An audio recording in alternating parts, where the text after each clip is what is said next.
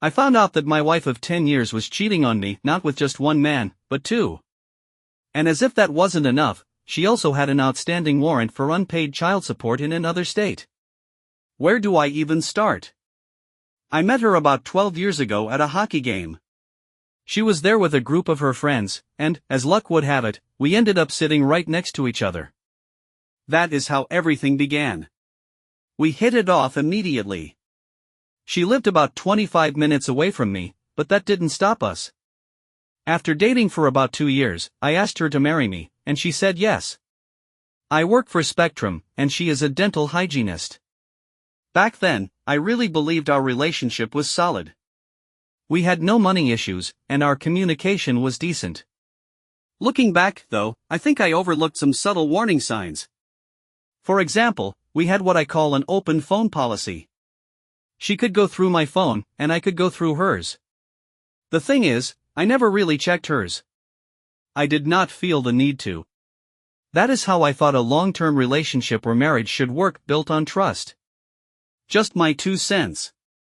She had her group of friends, and I had mine. When she went out with her girlfriends, she always came home at a reasonable hour, usually before 11:30 p.m., or at the latest, around midnight. I did not stay out late either. She seemed to have her life together. She paid her bills, never asked me for money when we were dating, and even surprised me with a couple of expensive gifts. I remember one of them being a router that cost almost $700. I know the feeling. One of my own routers from Netgear cost me $699. But those good times started slipping away when I noticed a change in her drinking habits. She used to enjoy a glass of wine with dinner, but suddenly, she was drinking a lot more, and every single day at that. She even started earlier in the day, which was unusual for her. Looking back, maybe her drinking was one of those red flags I missed. We began arguing more about her drinking. She apologized, and for a while, she did cut back significantly. I could see she was trying. But one night, when she went out with her girlfriends, she drank so much that one of them had to drive her home. Thankfully, it was her friend's turn to be the designated driver, so she made it home safely. I was upset, but more relieved that she was okay. The next day, while I was at work, she called to apologize again. But this time, her words felt off. Something in the back of my mind told me her apology was not sincere. Another red flag, if I am being honest. Unfortunately, things only went downhill from there. A week later, she told me she was going out with her girlfriends again. We had a little disagreement about it, but I decided not to push the issue. That night, while I was cooking myself some dinner, I realized I needed to grab something from the store. At the store, I bumped into one of her friends. The same one who had driven her home drunk that night. That struck me as odd, so I asked her, "Hey, I thought you were with my wife tonight?" Her friend replied that she was not, though everyone else from their group was together. That raised a big red flag for me. After grabbing what I needed, I left the store and tried to call my wife on FaceTime on the way home. She did not pick up. I tried calling her a few more times, but still, no answer. No response to my text messages either. Nothing. I know some folks might think, oh, she's just out with her friends and probably didn't hear her phone. No, I had called, texted, and even FaceTimed her. 3 different ways to get in touch, and still not a single reply? That is not a good sign. Finally, at about 4:16 a.m., she walked into the house. Now, I was expecting her to stumble in drunk, but to my surprise, she was not drunk at all. She just looked tired. I have said it before, and I will say it again, staying out that late when you have a partner at home is just disrespectful. Especially when your partner is trying to contact you, and you ignore them. I confronted her right then and there, asking why she did not respond to my calls and messages. Her excuse? Her phone had died. I knew that was nonsense because I had seen her charge her phone before she left the house that evening.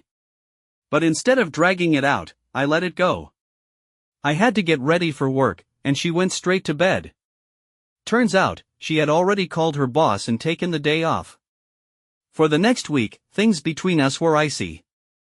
She barely spoke to me, acted distant, and did not want me to touch her. Every time I tried to talk to her about what was going on, she shut me down like she was not interested in having any kind of conversation. The whole vibe was off. Now, I will admit I kept my cool as best as I could. The only real arguments we had were about her drinking, coming home late, and ignoring me when I tried to reach her. But one night, about a week later, something new happened. She did not come home from work. She usually gets home around 6 p.m., but by 7:45 p.m., there was no sign of her. No calls, no texts, nothing. I tried calling and texting again, and of course, I FaceTimed her. Still no response. This was not like her, so I hopped in my car and drove to her workplace. When I got there, the office was closed. That made no sense. I started calling her closest friends, the ones she hangs out with most often. Not one of them knew where she was. I drove back home, trying to make sense of what was happening and what I should do next. After taking some time to clear my head, I decided to dig around a little. I checked our phone bill for any unusual numbers she might have been calling or texting. I went through our latest credit card and bank statements, searching for anything suspicious. Then, at around 10:19 p.m., she finally came through the door. When I asked where she had been, she told me she had to work late. The second she said it, my stomach dropped. I knew she was lying, but I did not let on. I just played along. The next day, I came up with a plan. When I went to work, I grabbed one of the Spectrum vans we were not using and decided to stake out her job. She showed up at 8:59 a.m., but here is the strange part: she was not wearing her scrubs. Instead, she was dressed in workout clothes. Now, my mind was racing. She always wears scrubs to work, and to my knowledge, she did not even have a gym membership. I kept watching. She was only in the office for about 20 minutes before she came back out. Then, she got into her car and put on a baseball cap. That was unusual. She never wears hats, especially not baseball caps. At that moment, I thought to myself, she is definitely going somewhere she should not be going. I followed her to an apartment complex about 15 minutes from her office. And that is when everything unraveled. She got out of her car, and as she was walking toward the apartment, she glanced back at the van.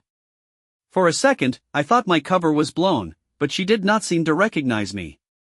She just kept walking. She knocked on the door of an apartment, and when it opened, a guy answered. He was shirtless. They hugged, and then they kissed. Right there, I knew she was cheating. As if that was not enough, I noticed the blinds in the apartment open up.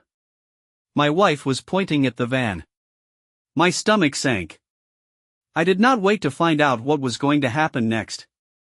I hit the gas and headed straight back to my job. I parked the van in the far corner of the lot, trying to process everything. About 20 minutes later, while I was helping a customer, my wife showed up at my workplace. Now, she knew where I worked, but she had never come to my job before. The only reason she came was to check and see if I was really there. That is why she came to my job. I played it cool, asking casually why she was dressed like that and what had brought her to my workplace.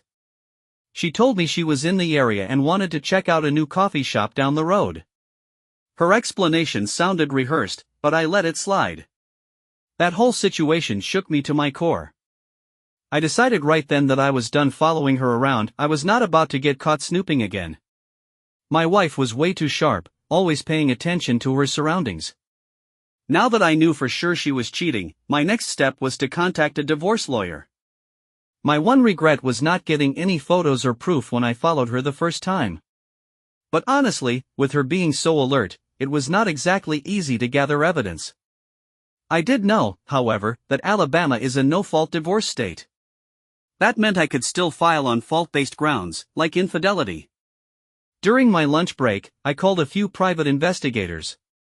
One of them quoted me an outrageous price, but another guy gave me a more reasonable offer, $5,000, half up front and the other half when the job was done.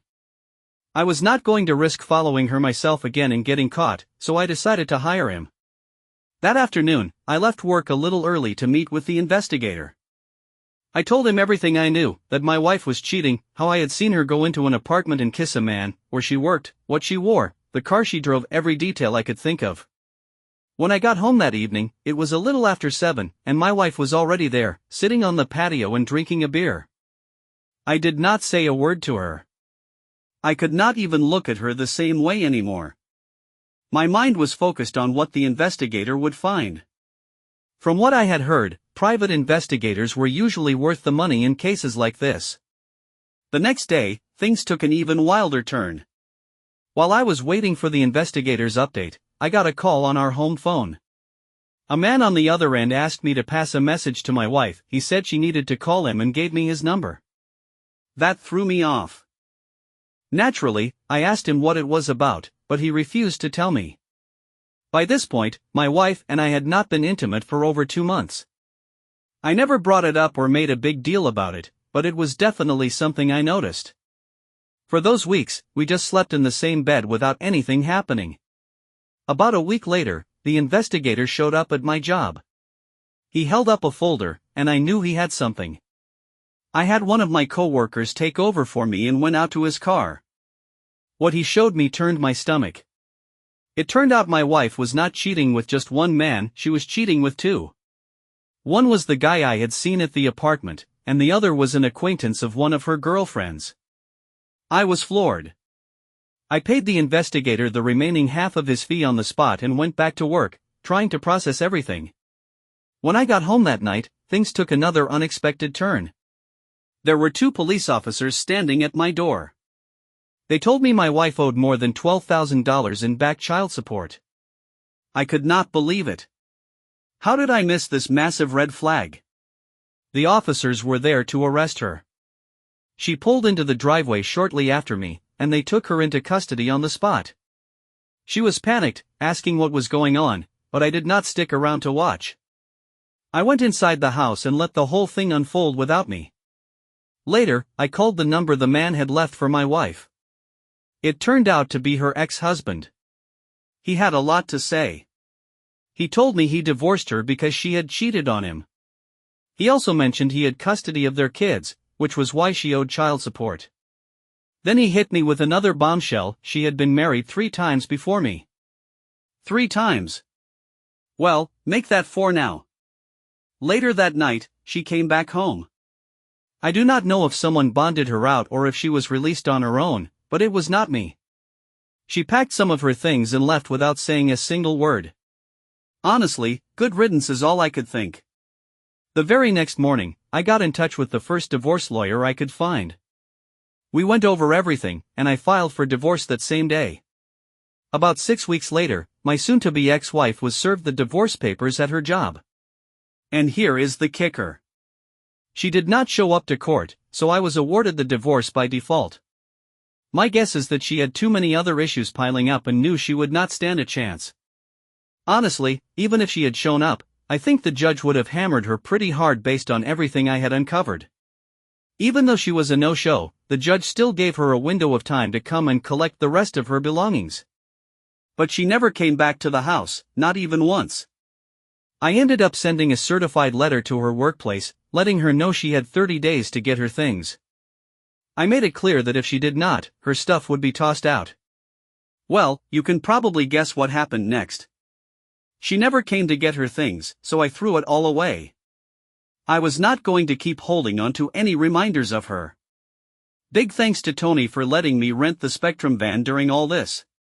The truth is, I was so head over heels in love with this woman that I completely ignored all the red flags. And let me tell you, if you do not pay attention to those warning signs, they will come back to bite you every single time. Until next time, folks.